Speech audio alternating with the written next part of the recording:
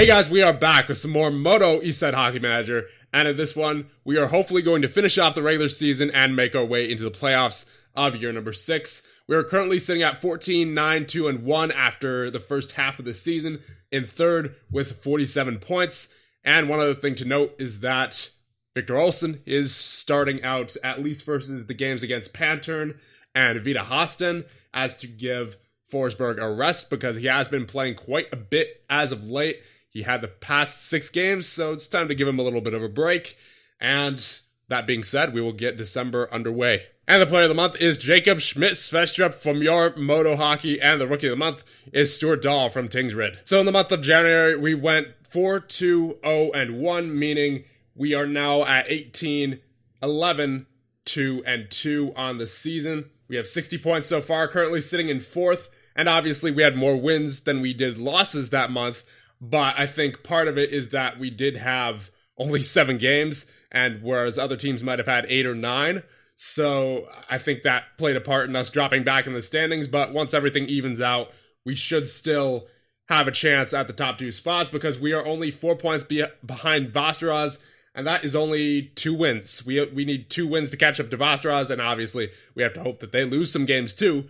But still, the top 2 is within reach. I'm not worried as of right now. So now we will go and check out the player stats. And we'll start out with goaltenders. Eric Forsberg played most of the games that month, ended with a .913 save percentage and a .777 average rating. Victor Olsson played a couple games, .901 save percentage and a .764 average rating. So Olsson has been better as of late. Defenseman, you have Mikowski with 17 points, 10 points for Ginning, Johansson, and McDonald, 9 points for Norberg, 5 for Sixna and Stridsberg, and 4 for Victor Berglund. And the average ratings, a .724 for Johansson and Mikowski, a .715 for Sixna, a .712 for McDonald, a .706 for Norberg, a .7 for Ginning, a .697 for Stridsberg, and a .670 for Berglund. And at forward, you have Josef Jansson with 37 points, 33 points for Schmidt-Svestrup, 32 points for Naslund, 30 for Rimshaw, 27 for Dyke, 15 for Miller, 14 for Aronson, Beresnev, and Winkvist, 12 for Larson, 7 for Lindberg, 6 for Trelaw, and Gustafsson has not played yet in this month. And average ratings, you have a .783 for Schmidt-Svestrup, a .761 for Janssen and Naslund, a .752 for Dyke, a .733 for Rimshaw, a .718 for Miller, a .709 for Beresnev, a .688 for Aronson, a .685 for Larson, a .677 for Winquist, a .652 for Lindberg, a .618 for Trelaw, and a .567 for Gustafsson. And now we will review the games from the past month. You had a 6-1 win over Pantern, a 3-2 shootout loss against Vita Hasten, a 4-3 win against Södertälje, a 3-1 loss against Karlskrona, a 4-1 win against Vasteras, a 4-2 win against Mora, and a 5-3 loss against Vastervik. And Jonathan Gustafsson's rank is now at 105 for the import draft. Remember, before he was at 99, I believe, so he dropped off a little bit. That makes sense. He hasn't really played at all this season. Only 3 games played, 1 assist, and a .567 average rating. I can't imagine him getting back in there too much at this point. And there is a new MODO rookie top point scorer. Alex Naslund's 34 points for MODO Hockey this season is a new record for a rookie player. Very nice. And now we have a new top points from a center. Josef Jansson's 46 points for MODO Hockey this season is a new record for a center. And the player of the month is Jacob Schmidt-Svestrup of your MODO Hockey, but unfortunately, he suffered an injury also just now, and he will be out for 3 weeks with a kidney injury. That's unfortunate. And also, Jacob Stridsberg out for a few days with a dental injury, though that's not too big of a deal as it's only for a few days. And the rookie of the month is Edvin Farnstrand of Tingsred. So currently we are sitting in 3rd. Before we were in 4th, now we're in 3rd. We have 7 games remaining on the season. We are 24, 15, 2, and 4 with 80 points on the season. We went 6-4, 0, and 2 in that month. So we're still, I don't think we'll catch Luleå. Luleå is definitely, I would say, all but written into the top 2 at this point. But if we can catch Vasteras, that would be ideal. Because I definitely do not feel like playing in the round robin tournament this year. I want to just get right to the championship series with Luleå. And now we'll check out the player stats. Unfortunately, Jacob Schmidt-Svestrup is injured. He is one of our best players. As a matter of fact, in terms of average rating, he is our best player by far this year with 48 points in 41 games. That is going to sting, and he is out for 3 weeks as well. So basically the rest of the season, he'll be back for the playoffs, I think, but for the rest of the regular season, it looks like he is out of commission. And as we check out the goaltender stats, you have a .906 save percentage for Eric Forsberg and an .895 for Victor Olsson, who did play a lot of games that month, as he did get us quite a few wins. But then later on, towards the end of that month, he started losing. So it was back and forth a lot during the past month for goaltenders. You have a .758 average rating for Forsberg and a .735 for Olsson. Defensively, point-wise, you have Mikowski with 20 points, 16 for McDonald and Norberg, 15 for Johansson, 12 for Ginning, 7 for Sixna, 6 for Stridsberg, and 5 for Berglund. Average ratings, you have a .724 for Johansson, a .720 for Mikowski and McDonald, .709s for Norberg and Sixna, a .696 for Stridsberg, a .689 for Ginning, and a .673 for Berglund. Janssen with 48 points, Schmidt-Svedstrup with 48 points. Man, we've been relatively lucky with injuries basically throughout this entire season, but that one hurts. That one hurts a lot. 47 points for Rimshaw, 37 for Naslund, so he slowed down quite a bit since his very, very hot start, where I believe he had 25 points within the first 17 games. Then there's 35 points for Dyke, 19 for Aronson and Miller, 18 for Bresnev and Winquist, 17 for Larson, 10 for Lindberg, 8 for Trelaw. And average rating-wise, you have a .785 for Schmidt-Svedstrup, a .756 for Naslund, a .753 for Dyke and Janssen, a .742 for Rimshaw, a .702 for Bresnev and Miller, a .687 for Larson, a .679 for Winquist, a .678 for Aronson, a .656 for Lindberg, and a .624 for Trelaw. So you can see the impact that Schmidt-Svedstrup has on our team. 41 games played, 16 goals, 32 assists, 48 points, at a .785 average rating. That is going to be hard to replace for the next few weeks here. So you know what? We haven't seen Borja Berntsen in action yet, so we will try him out. As with the Schmidt-Svedstrup injury, we're going to have to get someone in there regardless. So it may as well be him. And who's going to be in goal to start out February? I think it's going to be Eric Forsberg. And now checking out the games from the past month, you have to start out a 4-2 loss against Luleå, then a 6-3 win against Karlskoga, a 5-3 win against Pantern, a 5-3 win against Björklöven, a 3-2 shootout loss against Tingsryd, a 4-1 win against Oskarshamn, a 3-1 win against Troja Ljungby, a 3-2 win against Vita Hasten, a 4-2 win against Södertälje, a 3-2 overtime loss against Södertälje as well, 7-2 loss against Karlskrona. So as you can see, this is where we start to pile up the losses a little bit. Actually, the majority of the losses in this entire month come from later on, and the 4-3 loss against Västerås. Now we have 7 games remaining. I'm going to say if we want to get into the top 2, then we should at least win 5 out of the 7 of these in regulation, and then maybe 1 in overtime. So I would say we can't afford more than 2 losses total, because you can guarantee that Västerås is not going to make it easy for us, as they do have a 4-point lead on us. So we're going to have to make sure to get every point that we can. And that starts right here with Karlskoga. Ooh, Emil Aronson out for 3 months with a UCL tear. And, wait, Huh? What? I didn't do that. I didn't release him. What? Board upset by the release of Aronson. Huh?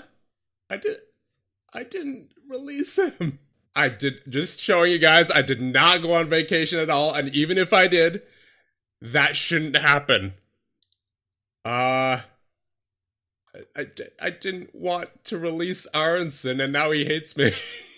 Just like Staff. He hates me. Why? Was it because of the injury?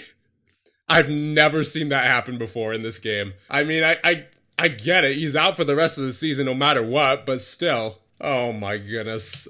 I guess it makes sense given that the season only goes till April 30th, and that's less than 3 months away from now. But I didn't want to, upset anybody by releasing him. So now I've upset not only the board, but Aronson himself. And it wasn't even my fault. I didn't do anything. It's just the game released him for us. Well, that's unfortunate. So, what kind of season was he having anyway? Emil Aronson. Let's see. He had 19 points, 675 average rating, so he wasn't having... It's not like he was great, but still, you know, that's a center down. Ugh, so now, for right now, we have to put in Gustafsson.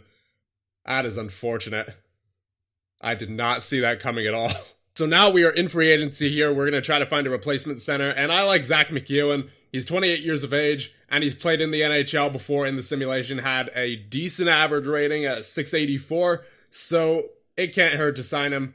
We'll see if he wants a decent amount of money, and he actually only wants $129K. We'll give him $140K for the rest of the year. Offer that to him. And just before the transfer window, so we may not even get the chance to sign him, so I guess we have to hope that he signs within 1 day, which more than likely isn't happening, so we may actually have to just stick with our current roster. Yep.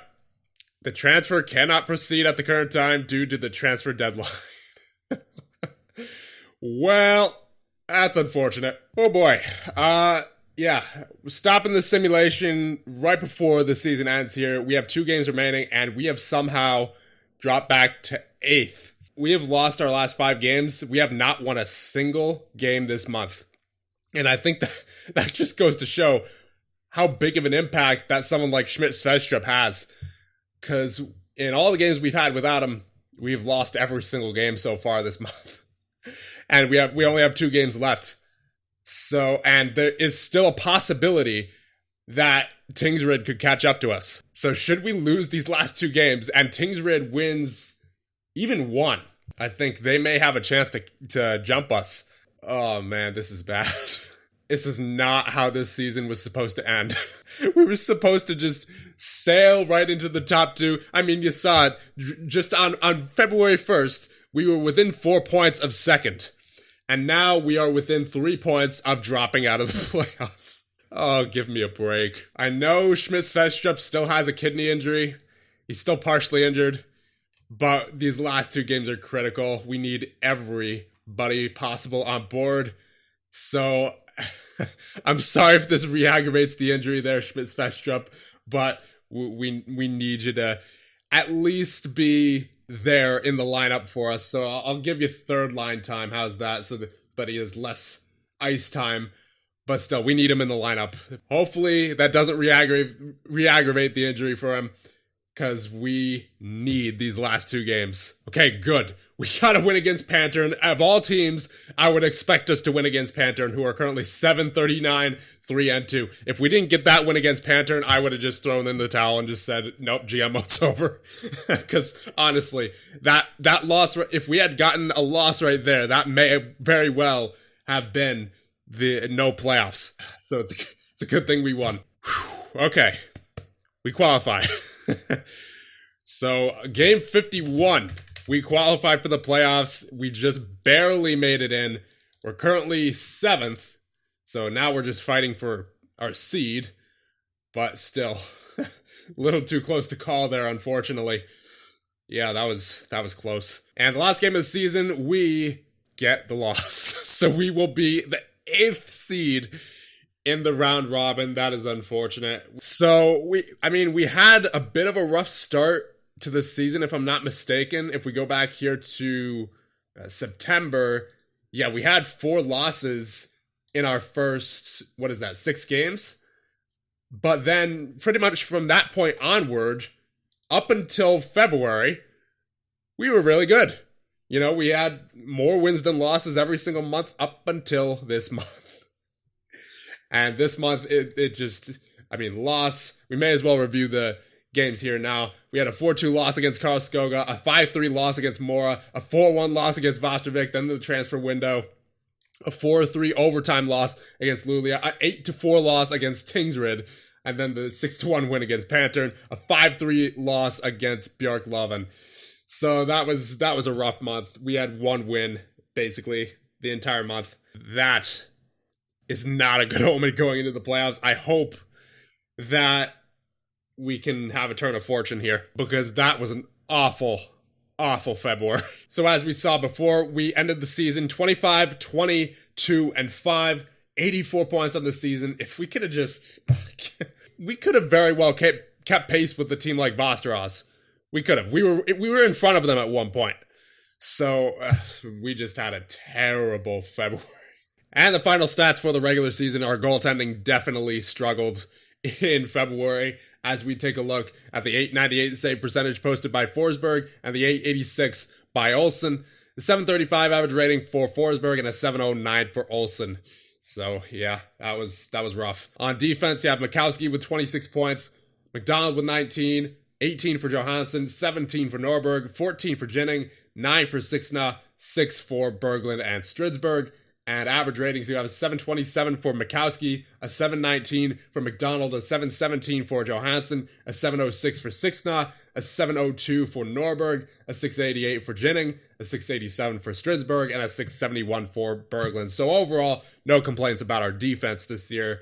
You could say that they struggled towards the end of the year along with our goaltenders because goals against in general was a problem for us in February. And as we take a look at forwards, 58 points for Drake Rimshaw, 53 for Janssen, 49 for Schmidt-Svedstrup, 42 for Dyke, 38 for Naslund, 23 for Beresnev, 22 for Winkvist, 21 for Miller, 19 for Larson, 13 for Lindberg, 9 for Trelaw, 1 for Gustafsson, and 1 for Berntsen. Average ratings, you have a .784 for Schmidt-Svedstrup, a .754 for Rimshaw, a .752 for Dyke and Janssen, a .744 for Naslund, and that drops right down to a .698 for Beresnev and Miller, a .681 for Larson, a .673 for Winkvist, a .658 for Lindberg, a .617 for Trelaw, a .614 for Berntsen, and a .540 for Gustafsson. And the upcoming schedule for the round robin, we have Oskarshamn, Södertälje, Västervik, Karlskrona, and Björklöven. So there you go. I'll leave you guys off there. And in the next one, we will go through the round robin and hopefully make it further than that. That all being said, I will see you guys in the next one.